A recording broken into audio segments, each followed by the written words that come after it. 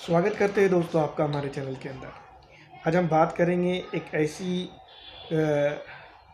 News को लेकर जिसके ऊपर दोस्तों मैं आपको बता दूं कि फ़िलहाल ज़्यादातर चर्चा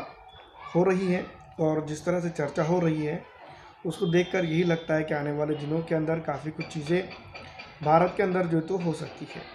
दोस्तों मैं आपको बता दूं कि जैसा कि आप जानती हैं कि फ़िलहाल हिंदुस्तान के अंदर काफ़ी कुछ चीज़ें पैरेलल तरीके से चल रही है। एक तरफ चुनावी तारीखों का ऐलान हो चुका है दूसरी तरफ सीए का भी ऐलान हो चुका है और तीसरी तरफ जो है तो चुनावी बॉन्ड, इलेक्ट्रल बॉन्ड जिसको हम कहते हैं, उसके ऊपर जो है तो लगातार सुप्रीम कोर्ट जो है तो इलेक्शन कमीशन और भारतीय अलग अलग पॉलिटिकल पार्टी के ऊपर जो है तो एक तरह से देखा जाए तो प्रेशर और दबाव बना हुआ नज़र आ रहा है। एक प्रेशर का पट्टा जो है तो बनता हुआ नज़र आ रहा है, जिसको लेकर मैं आपको बता दूं कि काफ़ी चिंताजनक स्थिति में भारत की राजनीति और भारत की अलग अलग दोस्तों मैं आपको बता दूं कि खेल जिसको हम कह सकते हैं वो आ चुके हैं। ऐसे हालात में मैं आपको बता दूं कि ईडी और सीबीआई, इनकम टैक्स डिपार्टमेंट और तमाम तरह की जो है तो पॉलिटिकल पार्टीज़ के ऊपर जो है तो प्रेशर और दबाव भी बनाते हुए नज़र आ रही है जांच एजेंसियों की अगर बात करें तो मैं आपको बता दूं कि लगातार विपक्ष की अगर हम बात करें यहाँ जांच एजेंसियों के संदर्भ में, तो विपक्ष लगातार यही बात कहता हुआ नज़र आ रहा है कि जो है तो जांच एजेंसियाँ सीधी तौर पर भारतीय जनता पार्टी के इशारे पे काम कर रही हैं और भारत के अंदर जो है तो लोकतंत्र को कमज़ोर करते हुए नज़र आ रही है। वहीं मैं आपको बता दूं कि अरविंद केजरीवाल को फ़िलहाल मैं आपको बता दूं मुख्यमंत्री अरविंद केजरीवाल को ईडी द्वारा 9वां समन जारी हुआ है, 9वां नोटिस उनको मिला है। और ऐसा नहीं है कि अरविंद केजरीवाल को जो है तो वहाँ जाना नहीं चाहिए, जाकर जो है तो कम से कम अपनी बात, अपने स्टेटमेंट रखना ज़रूर चाहिए। क्योंकि मैं आपको बता दूं कि ईडी अगर देखा जाए संवैधानिक तौर पर तो एक बहुत बड़ा हमारा जांच एजेंसी का इदारा है। उसको लेकर दोस्तों कई भ्रम फैलाए ज़रूर जा रहे हैं और उसके ऊपर जो है तो कई बातें भी की जा रही है। ईडी इन्फोर्समेंट डायरेक्टर की अगर बात करें तो कई चीज़ों को लेकर जो है तो जांच कर रही है। और जो है तो मैं बता दूं कि मुख्यमंत्री अरविंद केजरीवाल पढ़े लिखे हैं। केजरीवाल को ईडी द्वारा 9वां समन जारी होने पर बांसुरी स्वराज ने भी दोस्तों मैं बता दूं कि इसके ऊपर कहा है कि उनको जो है तो उचित इसके ऊपर बात करनी चाहिए। दूसरी तरफ मैं आपको बता दूँ अभी कुछ दिनों पहले साउथ से यानी कि तेलंगाना से एक खबर आई थी, जिसको मैं आपके सामने पेश करने की कोशिश कर रहा हूँ। उसके ऊपर आप सोचिए जरा दोस्तों के कविता हिरासत में, दिल्ली शराब नीति घोटाले में ईडी का एक्शन, उन्हें हैदराबाद से दिल्ली लाया जा रहा है। ये वही केस है जो शराब घोटाले को और जो तमाम तर चीज़ों को एक साथ रिप्रेजेंट करता है। और कहीं ना कहीं मैं आपको बता दूं कि इसके जो है तो चीज़ें ईडी यानी कि इन्फोर्समेंट डायरेक्टर का जो तो इसके अंदर उल्लेख किया गया है। ये भी खबर मैं आपको बता दूं कि हम न्यूज़ 24 से ले रहे हैं। और इससे पहले जो बांसुरी स्वराज की बात की जा रही थी जो अरविंद केजरीवाल के इसमें थी, वो भी जो है तो न्यूज़ 24 से ली गई है।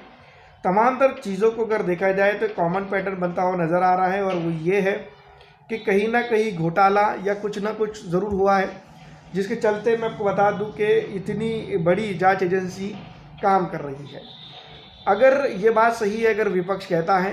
कि जो है तो जांच एजेंसी यानी कि ED, enforcement director, IT, income tax department,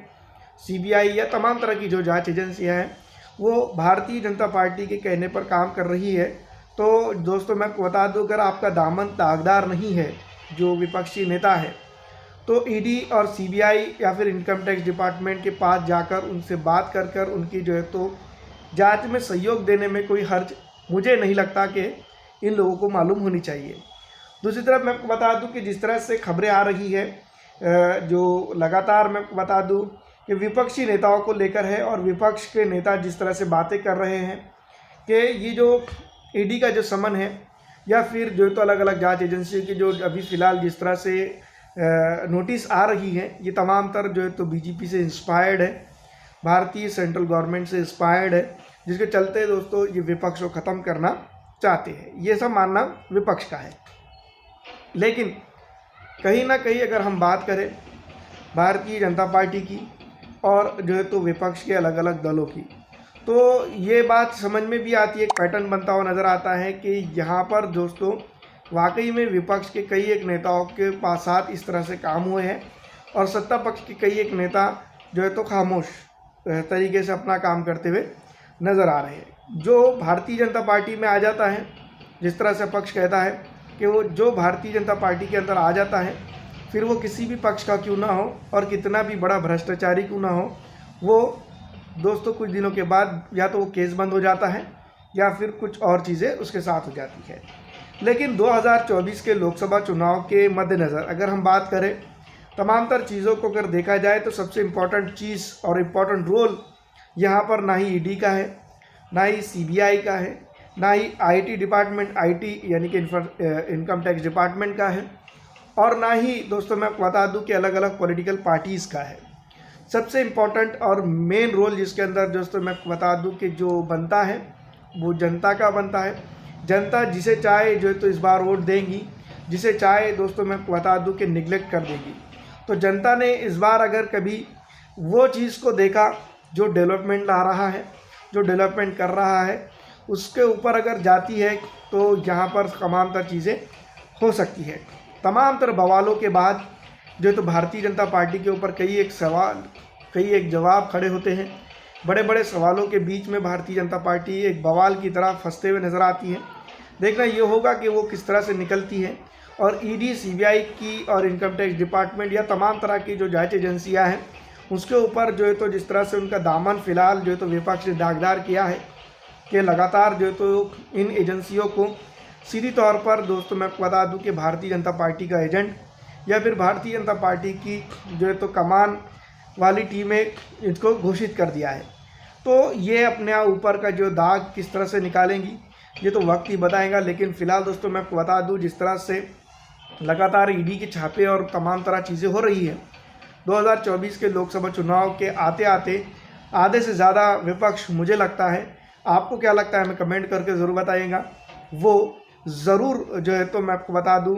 कि तो जेल में होगा या तो फिर किसी ना किसी केस के साथ ज़मानत पे होगा या किसी ना किसी केस में वो मबलूस ज़रूर मिलेगा। क्योंकि आप जानते ही होंगे कि जिस तरह से लगातार मैं आपको बता दूं कि भारत के अंदर ईडी और सीबीआई तमाम तरह की पॉलिटिकल मतलब जांच एजेंसियां माफ़ कीजिएगा सक्रिय है, उसको देखकर यही लगता है कि आने वाले दिनों के अंदर कुछ बड़ा ज़रूर होगा। फिलहाल दोस्तों मैं बता दूं जिस तरह से जो रणनीति बन रही है, राजनीति बनती हुई दिखाई दे रही है, वो सीधी तौर पर जो है तो विपक्ष के लिए कारामद स्थिति पैदा करते हुए नज़र नहीं आ रही। लोकसभा चुनाव के अंदर जो है तो मैं बता दूं कि गोदी मीडिया किस तरह से काम कर रहा है, ये तमाम तर चीज़ें देखने की और समझने की ज़रूरत है, जिसके चलते मैं आपको बता दूं कि पूरे हिंदुस्तान के अंदर अब जनता नाराज़गी के साथ साथ जो है तो तमाम तर चीज़ें देख रही है। आपको क्या लगता है कि किधर जाएंगी, करवट किधर बदलेंगी, हमें कमेंट करके ज़रूर बताइए।